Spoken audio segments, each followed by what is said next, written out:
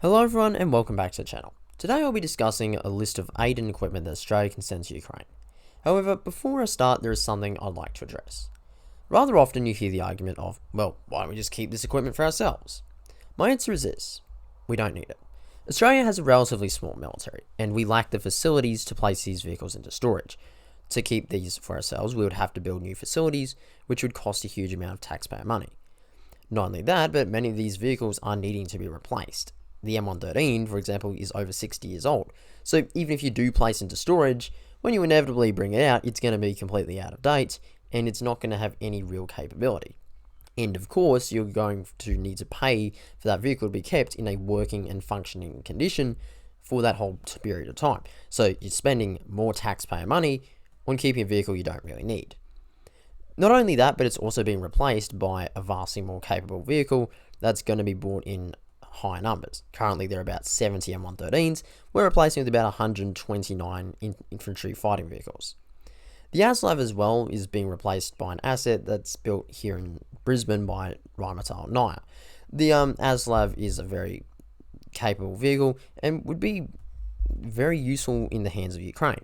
It offers this capable scout vehicle equipped with a 25mm Bushmaster autocannon and can be used to carry troops to the front lines.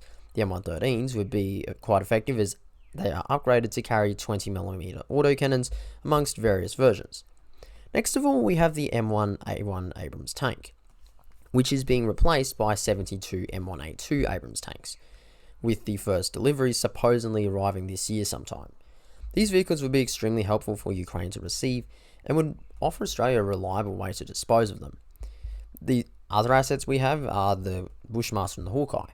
The Bushmaster is produced in Australia and is a very reliable vehicle that has been used by Ukraine before to great effect. This also coincides with the debate as to whether or not we should restart the production lines to build a more modern variant to replace the older vehicles.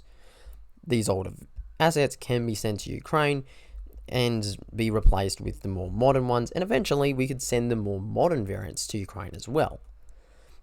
The Hawkeye is an asset we can send, although to be honest it wouldn't be going in any large numbers since Australia doesn't really have too many of it. There is also talk about the Taipan helicopters, which have been retired and cut up.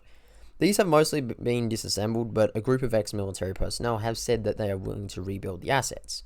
I think it would be worth the government to just take a look at this and definitely consider the offer. And finally, we have industry options as well. Australia has several factories that are building kamikaze drones and air defense systems, with a particular focus on anti-drone weapons for Ukraine. This would be a good idea to just invest more into these companies, expand the capabilities, and potentially even buy some of these things for our own military. The Australian government could also consider expanding the Rheinmetall Steyr munitions factory in Maryborough to produce more ammunition for Germany, and potentially even open up production lines specifically for Ukraine.